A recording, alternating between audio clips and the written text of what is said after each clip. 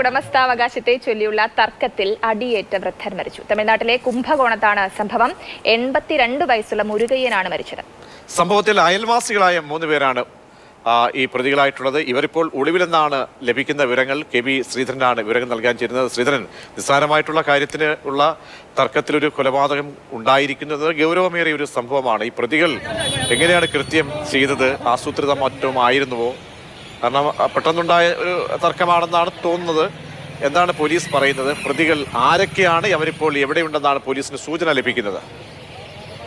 പ്രജീഷ്, ഇത് ആസൂത്രിതമായിട്ടുള്ള സംഭവമൊന്നല്ല. പെട്ടെന്നുള്ള തർക്കത്തിനിടയിൽ ഉണ്ടായ കയ്യാങ്കളി, അതിൽ അബദ്ധത്തിൽ സംഭവിച്ചത് തന്നെയാണ് ഈ മർദ്ദനം അല്ലെങ്കിൽ കൊലപാതകം എന്നുള്ള കാര്യത്തിൽ സംശയമില്ല. ഏതായാലും കൊലപാതകം തന്നെയാണ്, അതിനെ നിസ്സാരവൽക്കരിക്കുകയല്ല. കുംഭകോണത്താണ് ഈ സംഭവം നടക്കുന്നത്. മരിച്ചത് മുരുകയ്യൻ എന്നുള്ള 82 വയസ്സുകാരനാണ്. അദ്ദേഹത്തിന്റെ അയൽവാസിയുടെ കോഴി അദ്ദേഹത്തിന്റെ വീട്ടിലേക്ക് വന്നു. അത് അയാളുടെ കോഴിയാണെന്ന് തെറ്റിദ്ധരിച്ച് ഇയാൾ ആ കോഴിയെ സ്വന്തം വീട്ടിലെ കൂട്ടിലാക്കി. ഈ സമയത്താണ് അയൽവാസികളായിട്ടുള്ള വീരമണിയും കുടുംബവും അവിടേക്ക് വന്നത്. ഏതായാലും അവർ ഈ കൂട്ടിൽ കോഴിയെ കണ്ടോടുകൂടി ഇതിനെ ചൊല്ലി തർക്കമായി. ഇയാൾ കോഴിയെ മോഷിച്ചതെന്നൊക്കെ പറഞ്ഞു.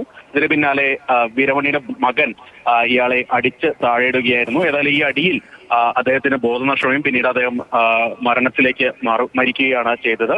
സംഭവത്തിൽ ഏതായാലും ഇതിന് പിന്നാലെ തന്നെ ഈ വീരമണിയും ഭാര്യയും മകനും ഒളിവിൽ പോയിട്ടുണ്ട്. ഇവർക്ക് വേണ്ടിയുള്ള അന്വേഷണം ഇപ്പോൾ പുരോഗമിക്കുന്നുവെന്നാണ് കുംഭകോണം പോലീസ് അറിയിക്കുന്നത്.